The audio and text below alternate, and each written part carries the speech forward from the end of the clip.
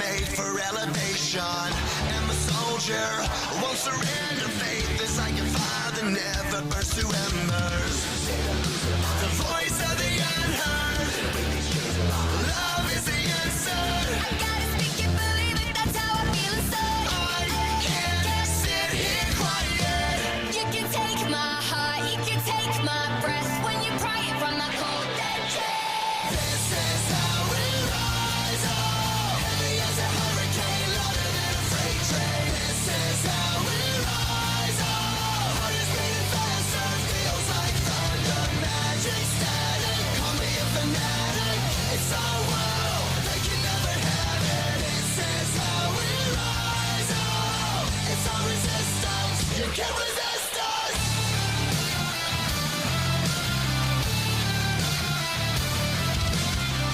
Can you hear me? Are you listening? Sleeping and the shadows could be making history. Through the fire, on the water, used to be a slave, but now you are a conqueror.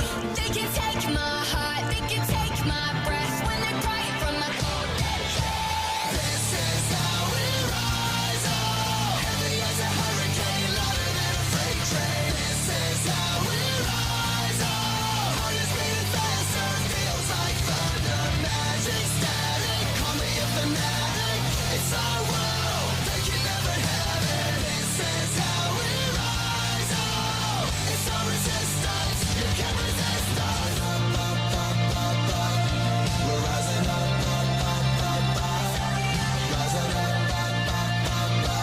we're rising up, rising up, we're rising up.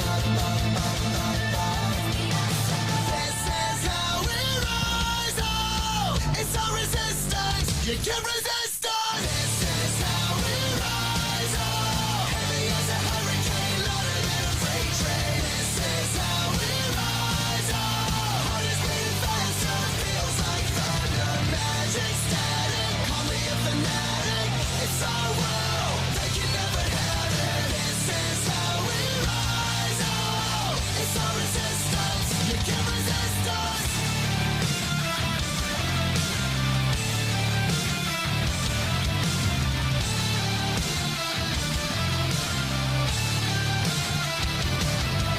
And good evening to everybody out there. Excuse me. I still got this cough here. I apologize.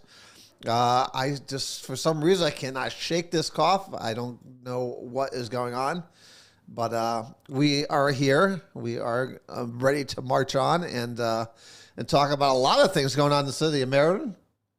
And I really want to touch on some stuff that's going on nationally, because they're going to have implications here, not only in the city but in the state. And the way that this whole excuse me, COVID's being politicized, it's to a whole new level now. It's getting into to areas of our government where we always hold cherished and true that the Supreme Court was going to be a place where level heads prevailed and that politics didn't get involved. And then it's just another reason, again, as I'll discuss later on, another blessing that Donald Trump was president when he was.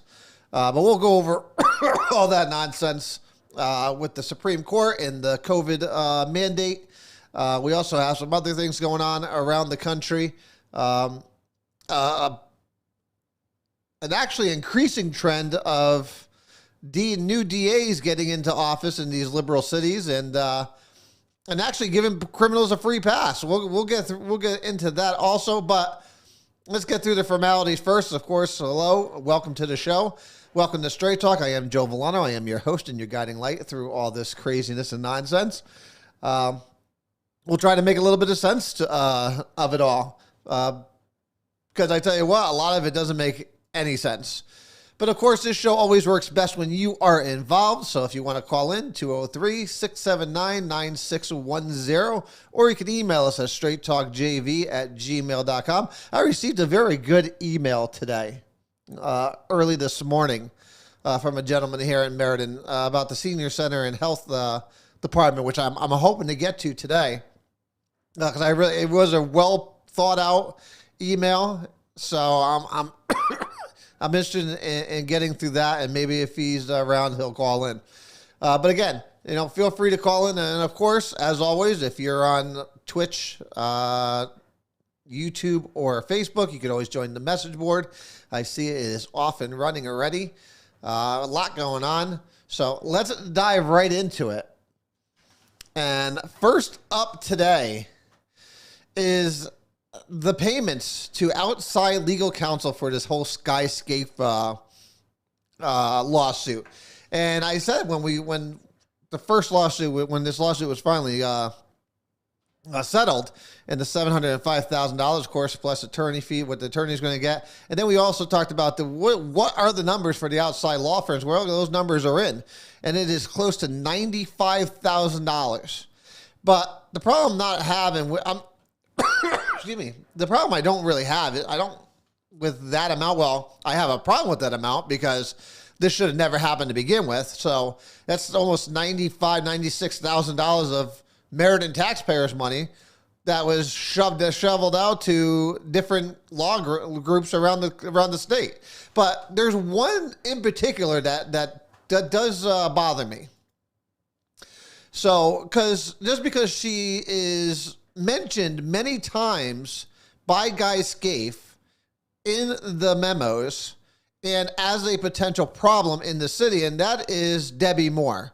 She used to work in the legal department, and she was one of the staff lawyers, and she decided that in 2019, went out on her own, and she started her own law firm. Now, she was employed, like I said, by the city of Meriden, was named specifically by name by Guy Scaife as an issue, and for some reason, the city of Meriden thought it was a good idea, somehow thought it was a good idea to hire her as outside counsel for this case, which doesn't make any sense. And they paid her, so I give you the exact amount, close to $38,000, 38 grand of your, excuse me, your taxpayers' money, our taxpayers' money for this. And I tell you what, she was the low one of what she was charging per hour of only $175. We had a law firm, Sullivan, McCormick, Jensen, and Bliss, who was charging us at $385 an hour. I would love to make $385 an hour, plus additional costs, legal research and mileage and copying fees and all that kind of good stuff. So, listen, we all know. Obviously, we're not going to rehash this entire Guy Scaife thing. We do have more coming. As you can notice, I don't know if you see it here, the box here is gone from behind the desk here. Unfortunately, we need to get through all that stuff. And for one person to do it alone is damn near impossible. And after the stuff we've been reading, we have decided to seek the help of some legal help. Because some of the stuff that's in there, I think, from what we read, is borderline. There has to be something that the public can do to fight back legally. At the end of the day, the city, the taxpayers of this city, the people who paying water and sewer bills, got screwed for a lot of money, almost $8 million. We deserve to get some of that back. And there has to be a procedure that we can take to help do that. So that is what we are looking for help on with the legal staff. I'm not going to get into specifics on who has it, but we'll get the advice from them and we'll go from there. But again, a little over $95,000 of city taxpayers' money to outside law firms just to sit there and litigate something that we already knew, is that he was wrongfully fired. And I love how the city responded to it, because the city's still saying, well, we don't admit to anything, but we strongly, let me get the exact words for it, because I want to make sure. And I think Brene had a perfect thing to it, where he said exactly that. He said it's just an absolute, and I think Brene said it perfectly well. Is that Brene said his argument for Scaife was only a year and a half on his contract, and the council should wait it out. But we all know why they couldn't wait it out, and this is just another unnecessary cost for an unnecessary termination, which is 100% correct. 100% correct. Dan Brene, Councilman Brene, hit it right on the head. It was unnecessary if you're a Democrat, if you had something to hide.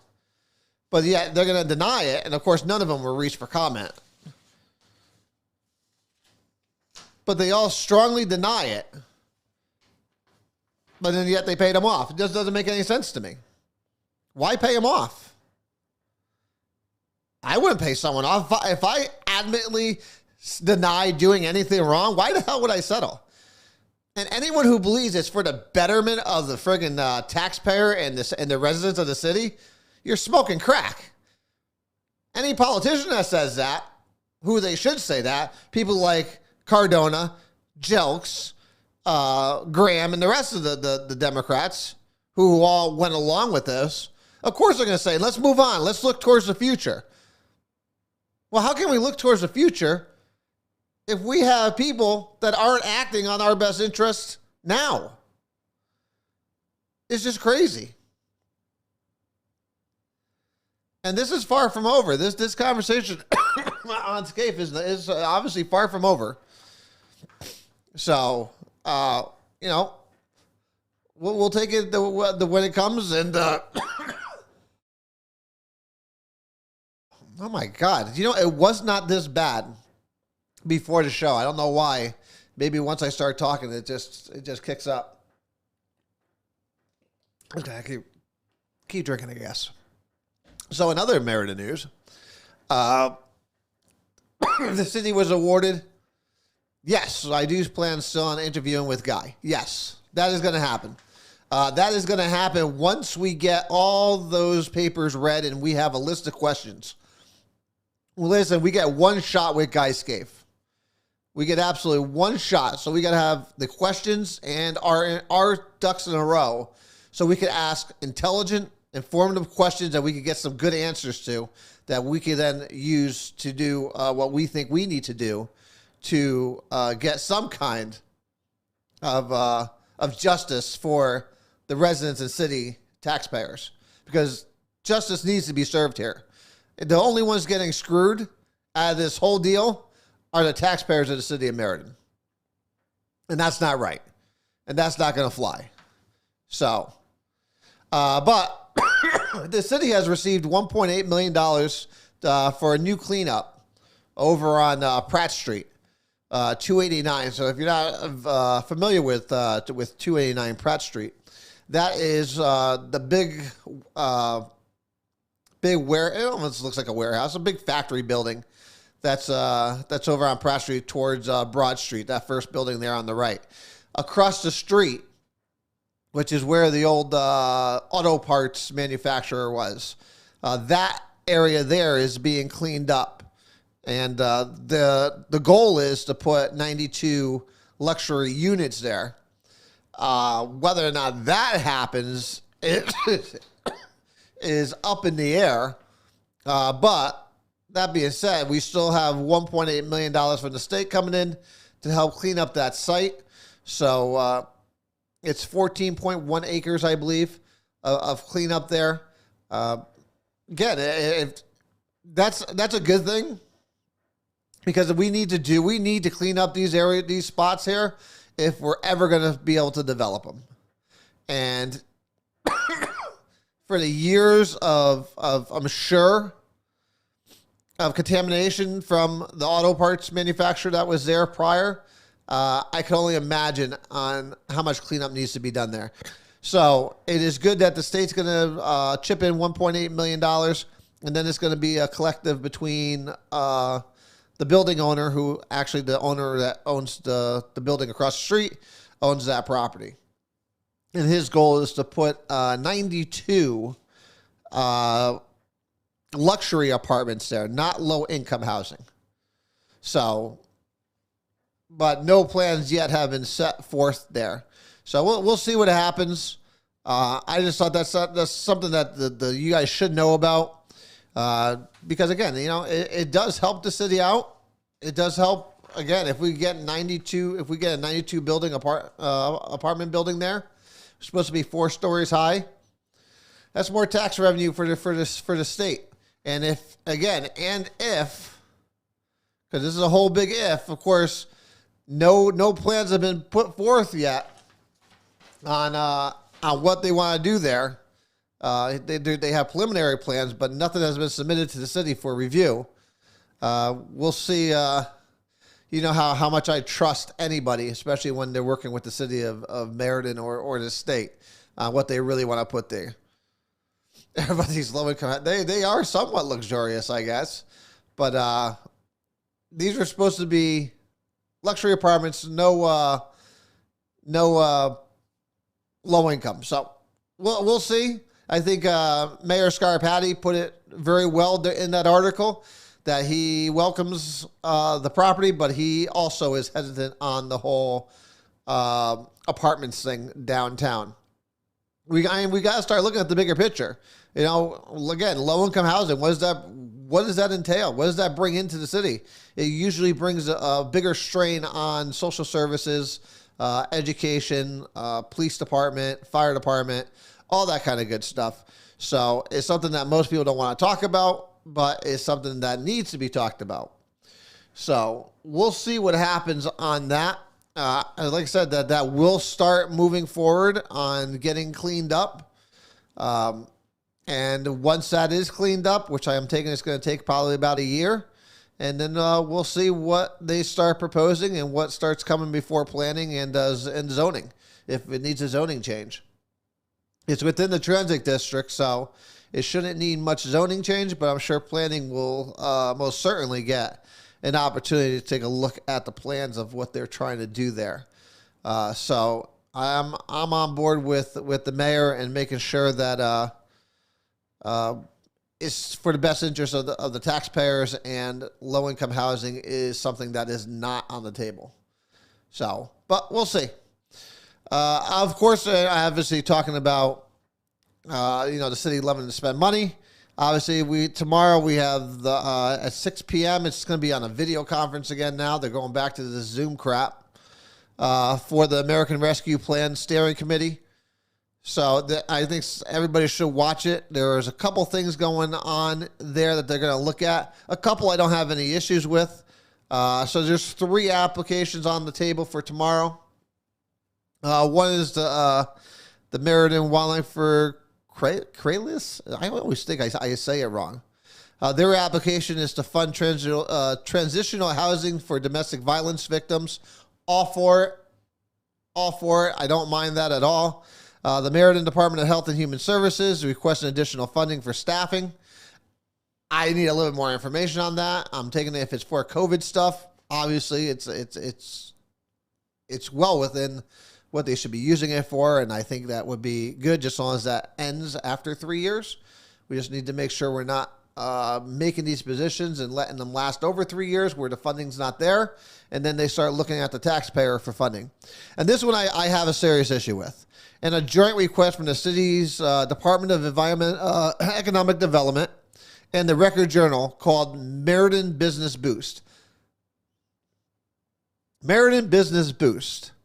No, this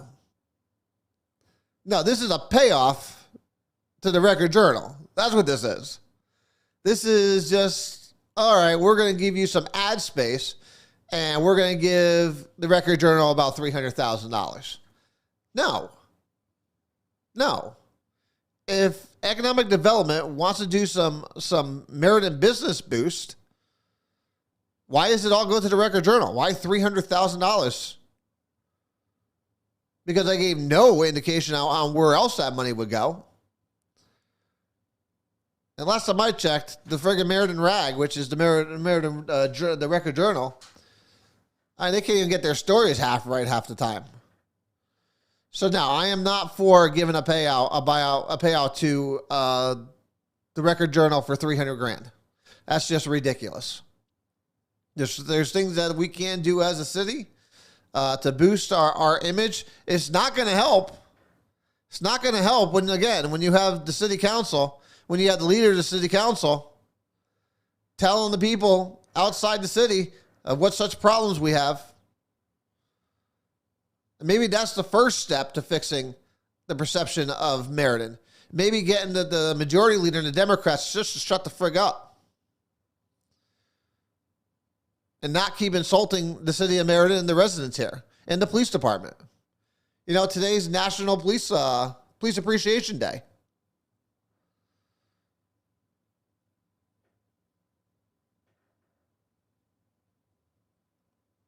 You're right. The record does not get read. But we're sitting there, you know, the Democrats in this city council love to bash the police department. And then sit there and try to say, oh, no, we're all friends. Why can't we all just get along? No. So, you know, we'll see what happens there. Where is that one article? I had an article here in my stack of stuff. What did I do with it? It was a pretty cool thing that the city of Meriden was doing. Ah, crap. I hate when I do that. I hate when the city of Meriden is actually participating in a pilot program, which I think is really cool because I was sitting there reading it. And I don't know why it's okay. The Record Journal's there. It is. It was in the Hartford Courant, and of course, I read all these different things, these different papers, because obviously it's part of my job to do so. And I came across this one because I didn't see this anywhere. So someone's got to let me know if they've heard of this program. It's a pilot program. Meriden to launch state's pilot program for food scrap collection in households. So what's going to happen is a pilot scrap collection is set to launch this month in 1,000 Meriden households and is meant to be spearheaded in reduction of organic waste throughout Connecticut. Now, again, I'm not always into this kind of stuff, but listen, anytime we can do something to help the environment that's not going to cost us a crap load of money, I'm all for it. And if it's going to cost us just green bags and it's going to be picked up along with our normal trash, then I'm all for it. So green bags will be distributed to homes on January 22nd and 23rd for the 4-month program. The State Department of Energy and Environmental Protection is running this. And the bags will be collected along with trash in orange bags, but the organic waste will be sent to the biopower plant in Southington to be transferred over into energy. Now, I don't know about you guys, but that is pretty awesome. That is pretty awesome. I think it's pretty cool. I think it's pretty cool. So I'm interested to see how it's done. And I want to know, how did this come about and who got the opportunity to join this pilot program? Granted, I would never do it because I'm not one that recycles much. I just throw everything together, and I'm sorry. I mean, I do. I'm giving somebody a job, I guess, to separate it, but I'm not one to sit there and do the whole recycling thing. But I find this to be pretty cool, because I'm sure there's a lot of people that would like to do that. So, but we'll see what happens there. But I think, again, I just think it's cool. And I guess the whole point of this, I guess they do this in Middletown on Main Street with the restaurants, where they try to collect all the vegetable and meat scraps from the kitchens and stuff, and they put it in different bins. And listen, I'm hoping this works. If they could expand it out, I mean, it'd be pretty cool. But they're saying 35% of materials sent to Connecticut homes and businesses, landfills, is organic, and therefore can be recycled.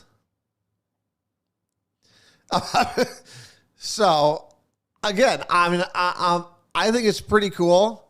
I mean, and if it works out for people, I mean, great. I hope they do a follow-up story. I hope the Hartford Courant does a follow-up story and let us know how that worked out after 4 months. Because, again, I didn't hear about that at all. I didn't hear about that at all from anybody in the city. So it was a pleasant surprise when I saw it. I of course I immediately clicked on it because it's something I didn't know about Meriden. And the more I read it, the more I thought it was pretty cool. So now we are going to go into some national stuff because there's some national stuff that's going on that has really started to play into the political game of COVID. And that, and if you guys are not paying attention, if you're not paying attention to what's going on down in Washington, you really should. Because right now, the president's vaccine mandate is before the Supreme Court. Now, everyone knows the Supreme Court is supposed to be, listen, they have lifetime appointments for a reason. And Republicans have learned this the hard way. That when Republicans get justices on the court, they don't always vote for Republican causes.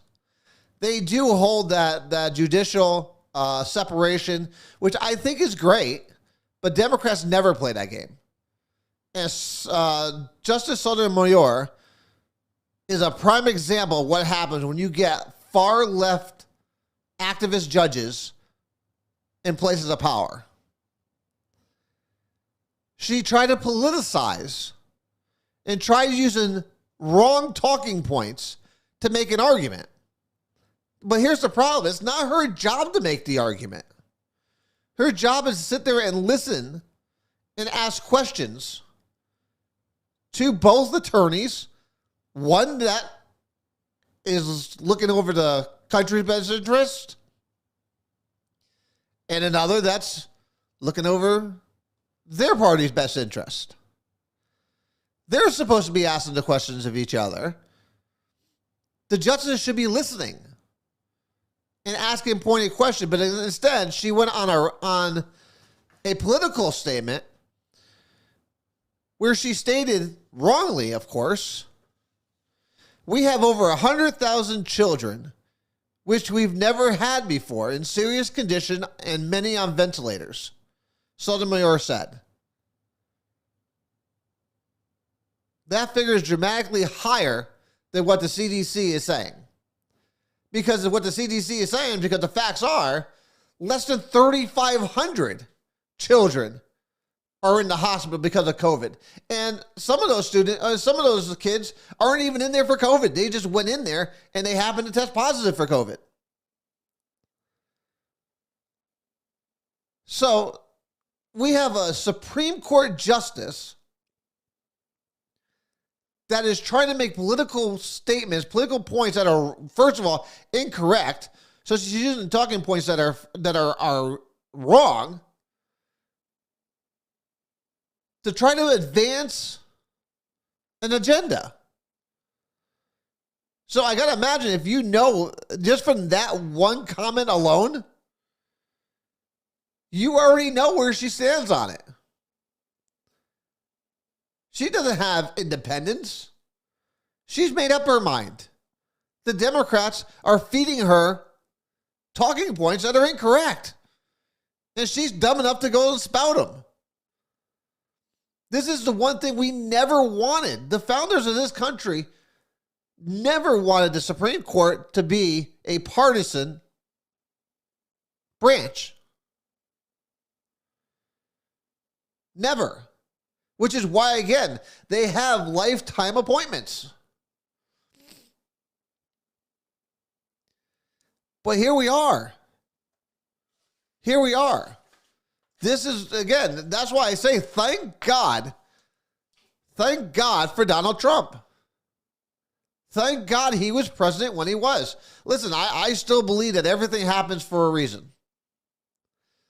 And God puts the right people in the right place at the right time for a reason. And Donald Trump, just like Ronald Reagan, was president at the correct time.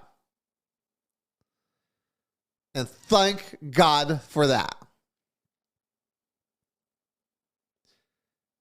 I didn't say Republican judges don't.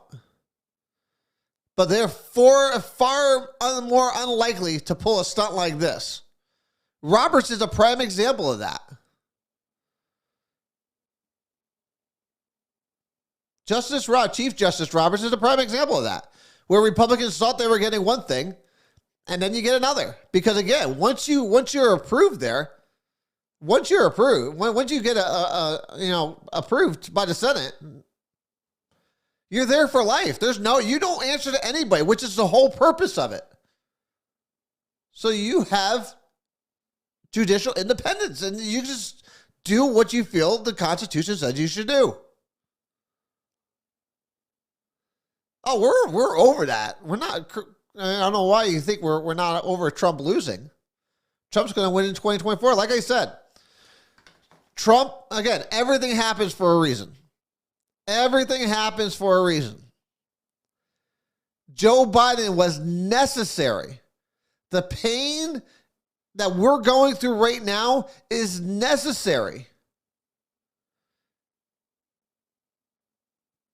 Joe Biden is the greatest and worst thing that ever happened to this country. Because Trump came in and showed you what a businessman can do when he treats the country as a business. And he doesn't care about the politics.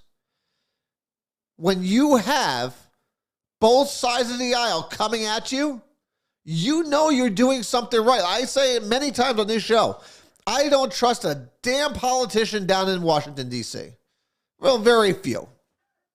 You know, you want to get to Jim Jordan and stuff like that. I could go with. But when both sides are pissed at you, you know you're on the right track.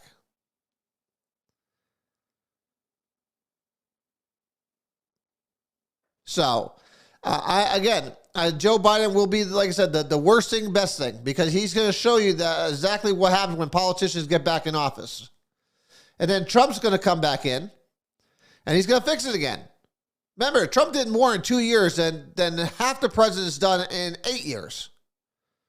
Whether it's foreign, domestic, whether it's foreign policies with the Middle East, North Korea, Russia. Look what Donald Trump did. Whether it's energy independence here in America. Look at everything he did in 2 years. That was really 2 years. And they were trying to impeach him during that time. What turned out, which we already knew from the beginning, was bullcrap. Miami won? Holy crap. They beat the Patriots. Well, it doesn't matter. We're still out of the playoffs. We still suck. But at least the Patriots didn't win the division. Good. Congratulations, Buffalo. But look at everything he did. So now you have Biden back in there. And look what's happening. The world is falling friggin' apart. You have Russia about to invade Ukraine again. If anyone remembers last time, it was under Obama, Biden. Putin's not afraid of Joe Biden. Strength, power, peace through strength. That was Ronald Reagan. That was Donald Trump. And in some cases, George W. Bush. So, it'll be interesting to see what happens. But again, it's really starting to bother me that, the Supreme Court now is starting to turn into something that's more political. And that's where it should not be happening. If one place it should not happen, that is it. So, we will keep an eye on that and see how that plays out. That obviously that won't come out until I think June. I think the decision, or June or July, the decision won't come out, which kind of plays into our next topic, though. Yes, no one is afraid of Biden. Who would be? So here's another article that you probably wouldn't see in the newspapers. But here's this. I love how they phrase this. National Guard steps in to alleviate pressure on hospital overwhelmed by COVID-19 wave. Now that's how it's positioned. So if you read that headline, you would think that hospitals are being overrun. But you have to get in. Let me see how many paragraphs here. 1, 2, 3, 4, 5, 6, 7, 8, 9, 10, 11, 12, 13, 14, 15. So 15. You would have to get 15 paragraphs into this article before you get the truth of what's really going on. So National Guard steps in to alleviate pressure on hospital overwhelmed by COVID-19 wave. And in the first 14 paragraphs, they tell you that they're already over capacity of 115%. They're going to tell you that there are more people coming in that they can handle. But like I said, when you get into the 15th paragraph, that's when the truth comes out. And the truth is that hospitals, Sean hit it right on the head. The hospital is short-staffed because they fired everybody who didn't get vaccinated. So the problem is that they have enough room.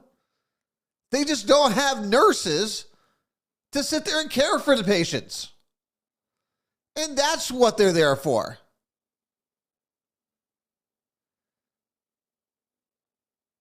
That's what it, you had to get 15 paragraphs in. It's absolutely, and that's what they say. Hartford says that, you just said Hartford says that the ICU is maxed out and the ER has capacity. That's not true. It's the fact that they don't have enough nurses. The staff is at capacity. It is absolute craziness that you had to go 15 paragraphs in on this article before you get the truth. And this is why people hate the media. This is exactly why.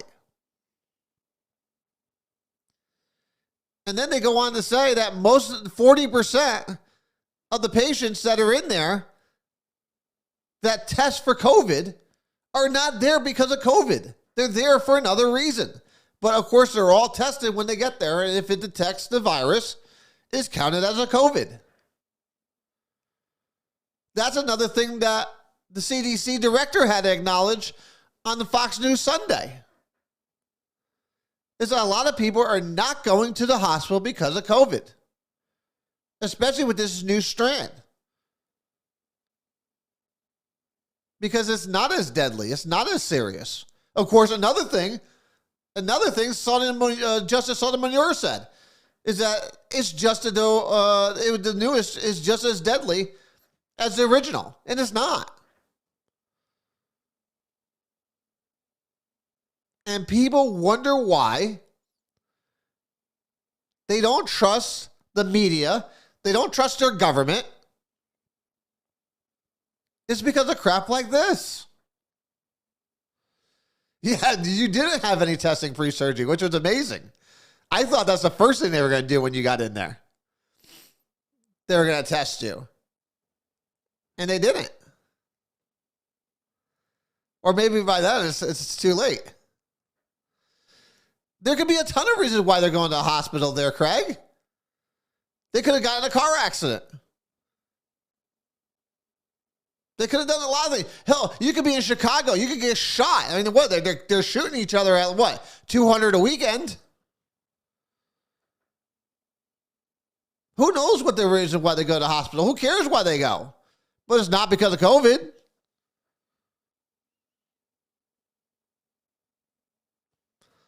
But again, they're trying to feed us this and they're just continuously trying to beat it down your throat. I think this one thing I agree. Listen, I'm not a big fan of Shepard Smith at all. I'm not saying. I'm not saying. I'm not a big fan of Shepard Smith at all. Whether he was with Fox News, whether he's anywhere. But like he said, I'm sick of this. I'm sick of talking about it. I'm sick of reporting on it. There's nothing you can do about it. Go live your life. If you're sick, stay home. I've been saying this through the beginning. Since the beginning. Are we really going to sit there and affect 97% of the American people over 3%? Those 3% should just stay home. If I know somebody's sick, I'm not going there. If I know I'm sick, I'm not going there. This is getting crazy. It's been crazy. This was crazy a year and 8 months ago. You can't stop it. There is nothing people could do other than take proper precautions. Wear your mask if you want to wear your mask. Go get vaccinated if you want to get vaccinated.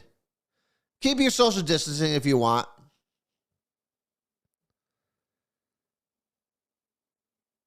But this is crazy now. It's been crazy. If someone's sick, stay away from them. When I got sick, I quarantined away from him. I went in quarantine with my brother who had COVID also. Everybody in the house went negative. I left. I still work because I don't see anybody. And I was perfectly fine. I had just happened to test positive and I had a headache and a cough. People could take proper precautions. But this is just getting to craziness. And again, when you're sitting there starting to mandate, again, Democrats love to mandate. You notice they're the only ones that ever talk about mandating. Whether it's mandating health insurance, you pay a fine for health insurance if you don't want it. Whether they mandate vaccines or else you're going to get fired. Which again, that's the problem here. That's the problem here. Of course, it's all about control. We talk about that. We've been talking about that for months since we started this show. What do progressive? I don't want to say Democrats because there are some decent Democrats. What do far left liberals want? It's control over everything you do. That's what it's always been about, and that's what it continues to be about.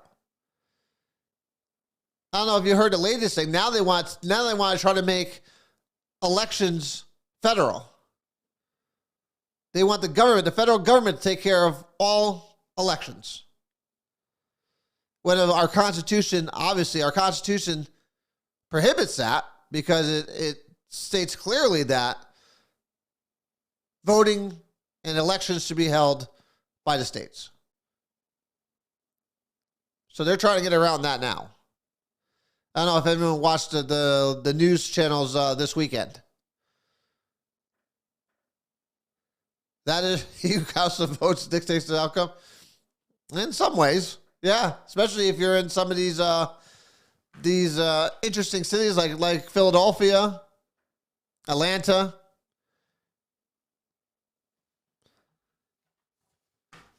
So here's again. So. Just to close that out. It's funny that, here we go. Republicans want to mandate what women can do to their bodies. No, it's just that murder is wrong. So, murder is wrong. And listen, we all make choices in life and we have to deal with the choices that we make. But that's a whole different conversation. That's a whole different conversation, which I have no problem having. Because I understand where some people come with the whole abortion thing. So most people that come from the religious side of it, and I don't play the religious side just because I don't like playing religion. I don't like bringing religion into politics. I think that you get in trouble that way. But doing it from personal responsibility on both sides, male and female. Yeah, we could go from that all day long. So, but I want to get this. We have like 20 minutes left, so I want to make sure I get this article in here because it's National Police Department Police Officer Appreciation Day, which again, to all of our police officers out there, we appreciate you. We love you here, and we thank you for everything you do, and continue the great work that you do. So, Bob Saget passed? Huh. Interesting. So, again, thank you to all you police officers out there. You know, we love you to death. So, of course, this next thing does not help out your cause, because this is an upcoming trend where DAs, these newly elected far-left progressive DAs, have made it a thing to limit. So their job is to limit, reduce incarceration through lower prison sentences and fewer arrests. So the city of New York is probably the most prime example of this. So they have a new DA in the city of New York, and his policy is now serious crimes such as armed robbery are going to be reduced to misdemeanors, and he vows to limit sentences to 20 years, even for murder convictions. Now, DA Bragg's office will now also largely no longer prosecute trespass offenses, which trespass offenses usually are domestic violence, resisting arrest, we'll get back to that one, subway and bus fare dodging, and sex work. So prostitution is now legal in the city of New York. He is also reducing charges for stealing from stores and or home storage areas and drug dealing.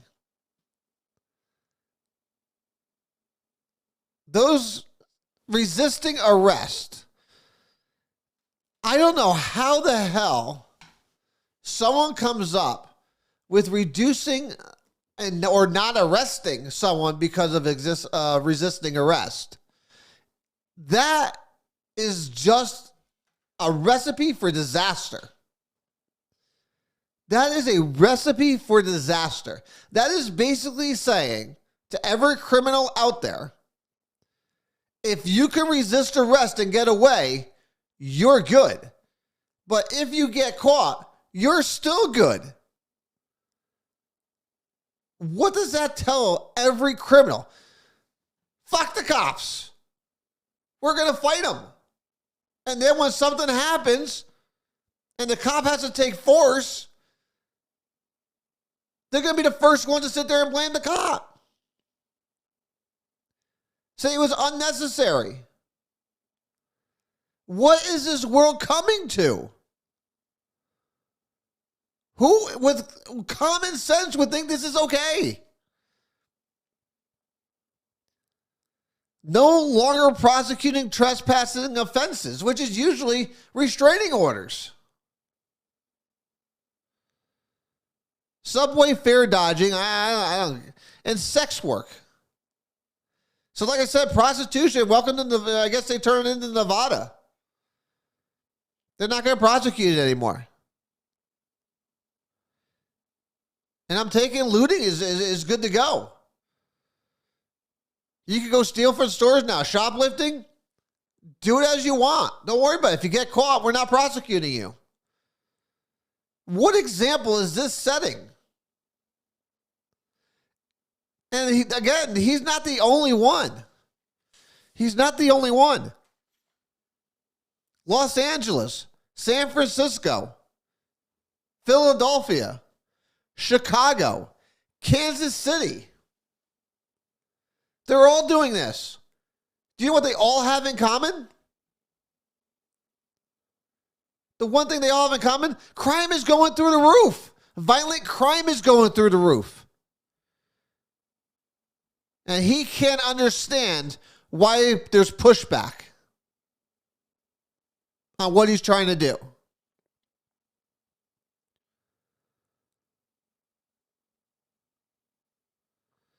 It is absolute madness. And then again, it is putting our law enforcement,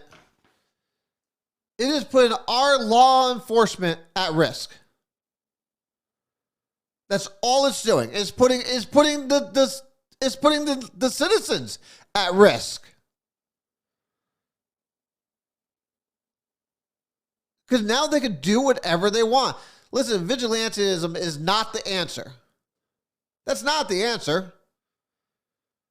Two wrongs don't make a right. Which is why it's up to us to make sure that our police are getting the support they need. That's what we should be doing. But apparently we're not getting through to enough people because they elect DAs like this.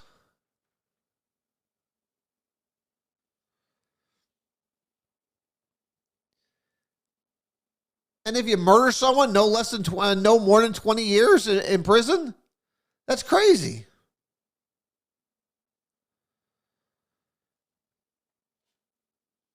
And it's all meant to lower incarceration. It shouldn't lead to that.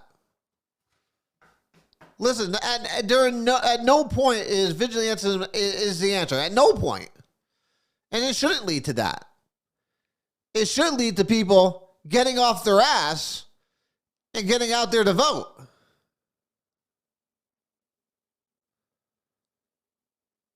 That's it. Yeah, go kill people, go do whatever you want. Just you can't go and eat in a restaurant in New York City. So that was amazing in itself.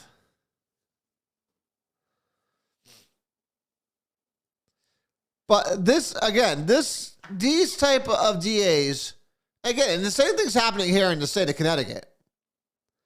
You know, we hear about it all the time. You know, we have criminals on the street. I think we had one that was in Hartford who just got out of jail, who still had active warrants. We talk about it all the time.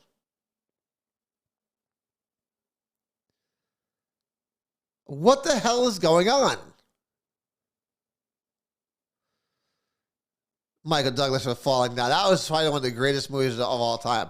And I think that is one of those movies that you can't appreciate until you're older. I know watching that as a kid, you know, you're like, what is this guy, freaking nuts? And then when you get older, you're like, I totally fucking understand where this guy's coming from. But again, look at it this way. Remember where he was going? He was going to his son's birthday party, where there was a trespass restraining order against him. Technically, under these new rules, the gun violation is not going to get him arrested. The trespassing is not going to get him arrested. So basically, he can do anything he wants.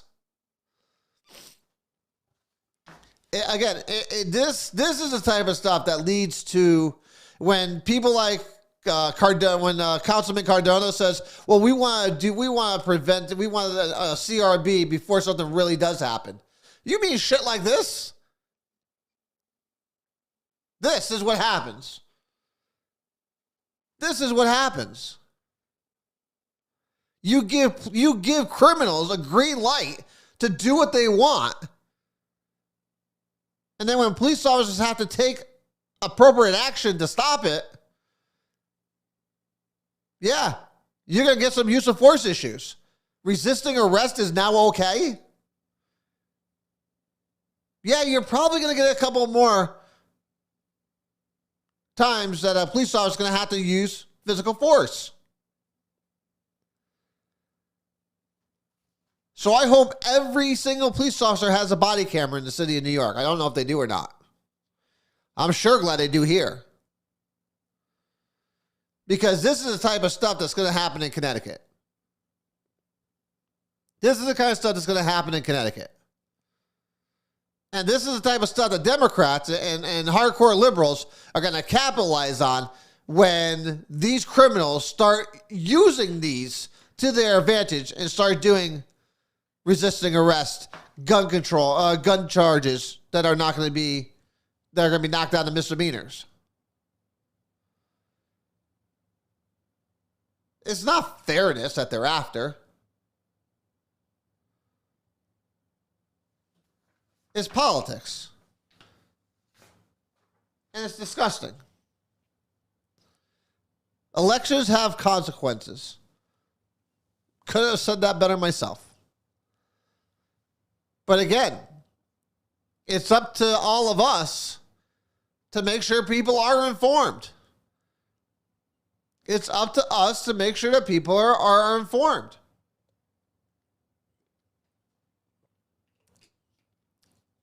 And we got to find new ways to do that. There has to be new ways of reaching out to them.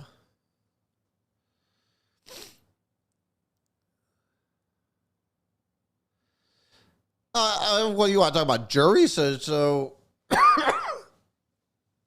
listen, most juries do the correct thing. I haven't heard of any case, at least me personally, haven't heard of cases where juries have gone off the deep end. But most people probably don't know, is that the judge does have some flexibility in that, where the judge could overrule a jury and have a retrial. So, there are some protections against, out of control juries. So,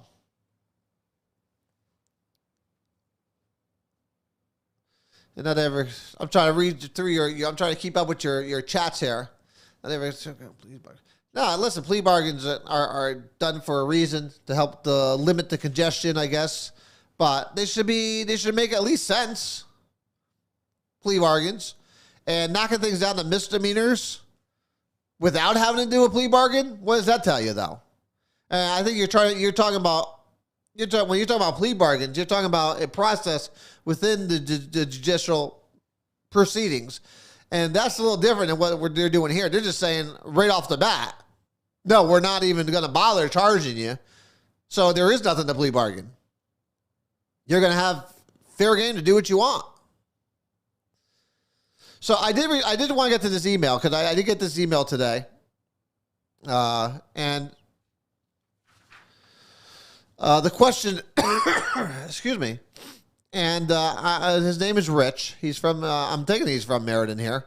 He doesn't say where he's from, but just from the conversation that we were having here, I'm taking it he's from, but he put together a detailed email to me about the health department / senior center. And here, I'm going to read his email from his own words, so you can hear it, and then we'll talk about it.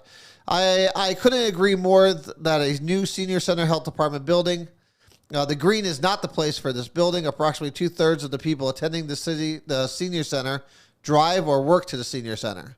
So that's an interesting part, because I'm taking it whoever this person is involved with the senior center. So I'm taking it from the statistics that he's given me here.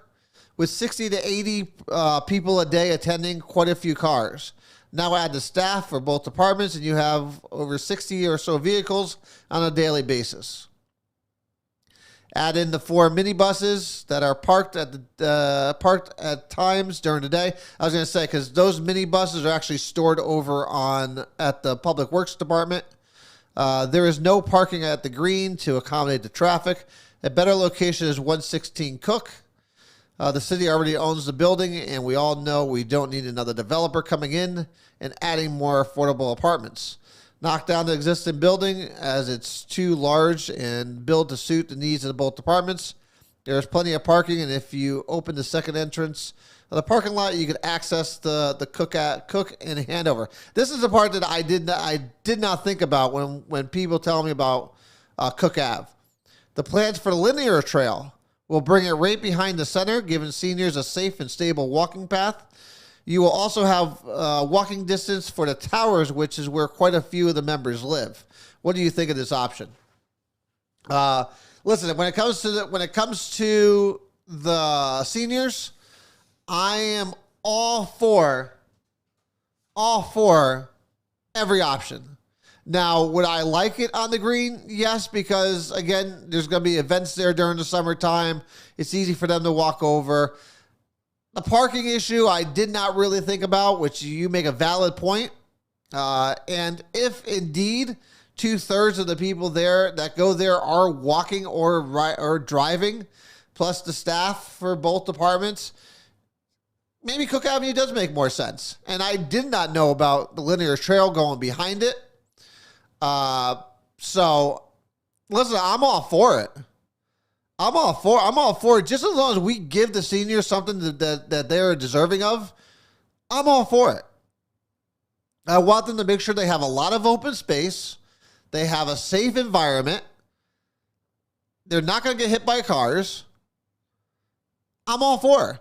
So it was a great email. I'm sorry I did not write back to you yet on it, but I figured I'd address it here tonight. I think it's a great idea. I think the city should look at it, especially since we already do own the building. We can knock it down and build it to our needs. I think it's a great idea. Listen, something needs to be done for the seniors in that senior center and for the health department, because both buildings are just they're just horrible. They're just falling apart. They're leaking through half the ones. But see, and there's one of the areas that, again, you talk about safe neighborhoods. So now the question would be, Lisa, does the senior center / health department make it somewhat of a better neighborhood? Knocking down that building there and rebuilding and making that into a nice place, does that help the neighborhood out? We could have a stronger police presence there. So again, I'm all for. This is why we have these conversations. I think it's a great idea. Well, yeah, right. I mean, listen, each place is going to have their pluses and negatives. Each one. And I get that. Parking definitely would be a huge issue. Now, if that is the case. Look at you, Jen, you're going to get in trouble. Just got a warning from Facebook about a comment. Naughty girl. Behave yourself. So again, Rich, I thank you for the email. I think it's a great idea. I'm definitely going to look at it a little bit more. I'm definitely going to look at 116 now that he mentioned it. I'm going to go look at it, and we'll talk about it again next Sunday, and we'll see where we're at. Craig, I saw. What did you think about the Lyman Hall blowout? Is that the one with the Sacred Heart 92-4? Listen, I coached basketball. I've been on the receiving end of an ass whooping. I've been on the giving side of an ass whooping. Listen, we play basketball or any sport to win. We play any sport to win. Would I have, again, without having the details of it, because again, I don't care about stories like this. I don't usually even read them. But without knowing the backstory of it, did he keep his starters in the whole time? Did he play his backups? Did he play his bench players? I don't know. No, I don't believe in mercy rules. I don't believe in mercy rules at all. Because listen, at the end of the day, you got to learn to lose, and sometimes you got to lose to learn a bit, and you got to lose big to learn. I have no problem with them losing by what they lost by. My issue would be, how was it coached? And as a coach, I would have made sure that my bench players had a lot of time. I would have made sure about that. Listen, you're going to play your game. And this is something that, again, they fast braked and they kept hitting 3-pointers. Listen, your game plan does not change just because you're up by a certain amount of points. Because what that does, it hurts you in the long run.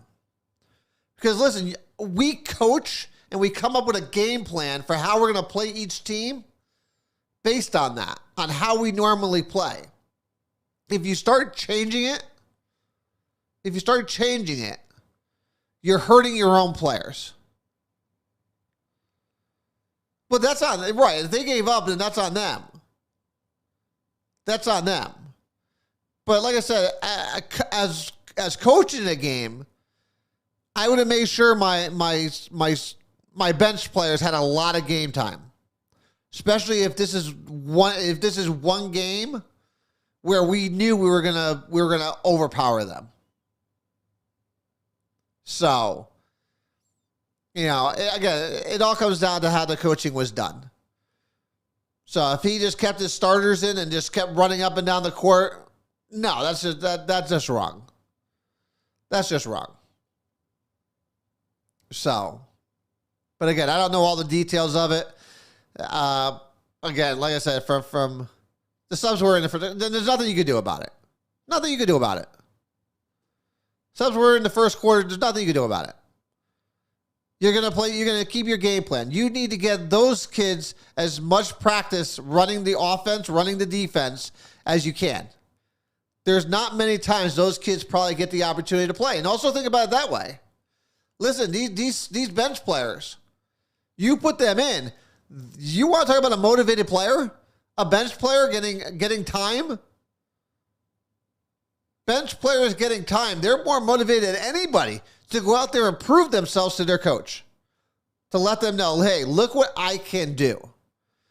So no, I don't have any problems with the way it went. Their top player and scorer only had 12 points.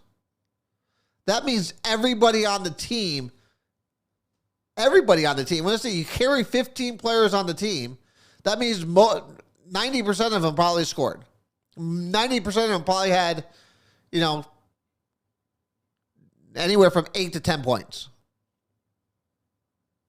So then no, you can't argue that he didn't coach it properly. He definitely coached it properly. And the fact that he was suspended is just ridiculous.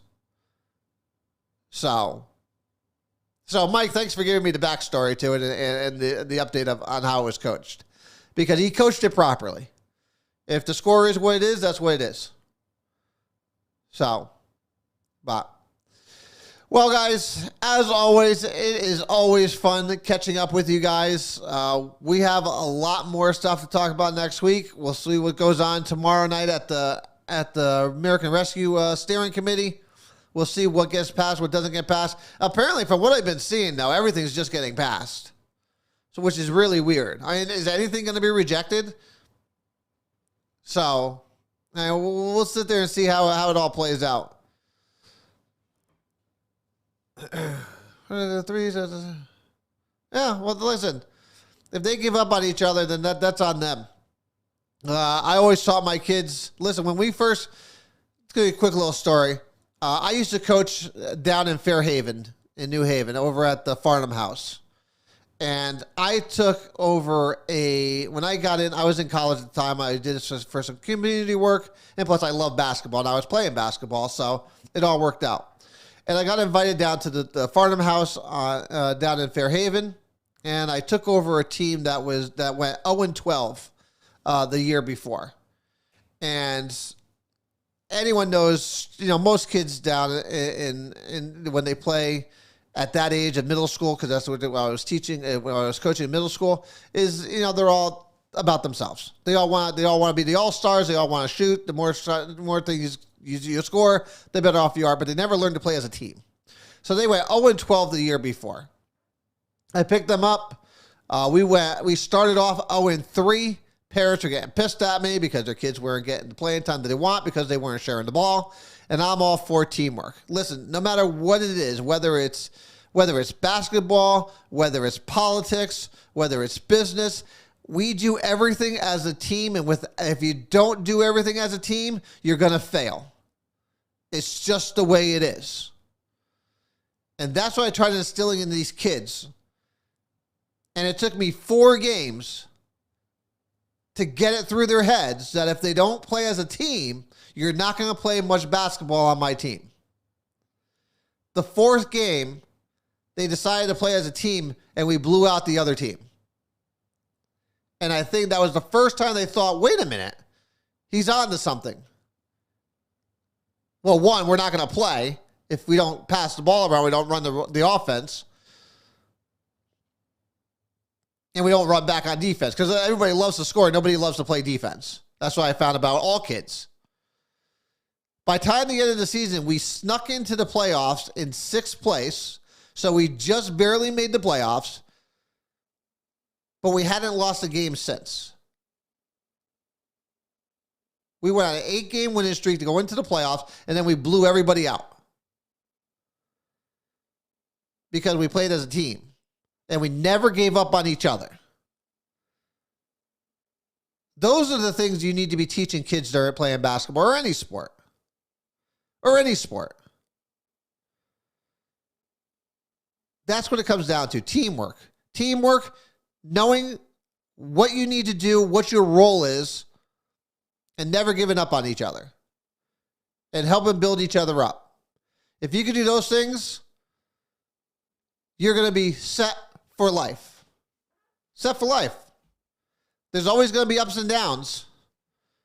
But it's how you react to those ups and downs is how you do, whether you dictate whether you're going to make it in the long term or not.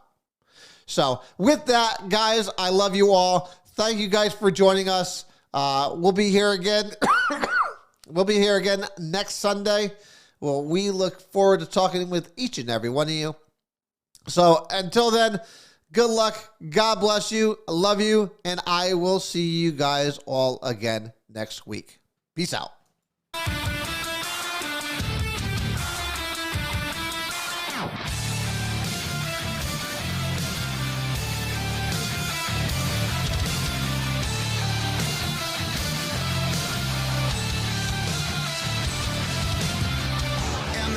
And a million faces formed together, made for elevation. And the soldier won't surrender faith. It's like a fire that never burns to embers. The voice of the unheard. Love is the answer. I gotta speak it, believe it, that's how I feel inside. I can't sit here quiet. You can take my heart, you can take my breath. When you pry it from my cold dead chest. This is how we rise up. Heavy as a hurricane, louder than a freight train. This is how we rise up. Heart is beating faster, feels like thunder. Magic static, call me a fanatic. It's our world, they can never have it. This is how we rise up. It's our resistance, you can't resist us.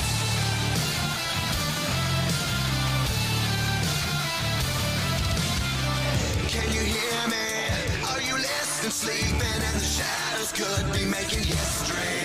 Through the fire, I don't want to be a slave, but now you are a conqueror.